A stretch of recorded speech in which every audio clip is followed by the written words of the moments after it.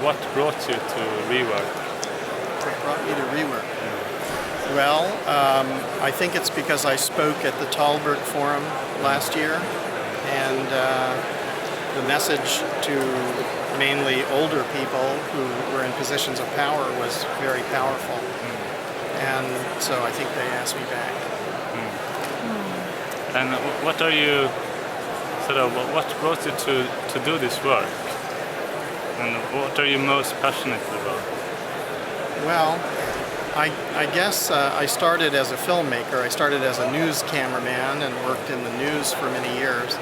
And then I began to be interested in certain subjects. So I've done environmental filmmaking for a long time. But I noticed there was a difference between shallow ecology and deep ecology. And so some people think that we can just maybe recycle things or stop small things. But actually we have fundamental problems with the ecology. So the hydrological cycle, fertility in the soil, climate changes, these are huge changes.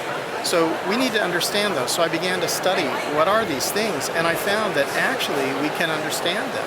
They're not so complex that they are complex, but they're not so unbelievably complicated. We have a lot of data, we have a lot of information, we just have to analyze it. I was hearing in the videos that you were talking about we can do this on a global level. And how do I, living in Sweden, how do I go about this? Because I'm so interested in yeah, I think, Sweden's environment is pretty good.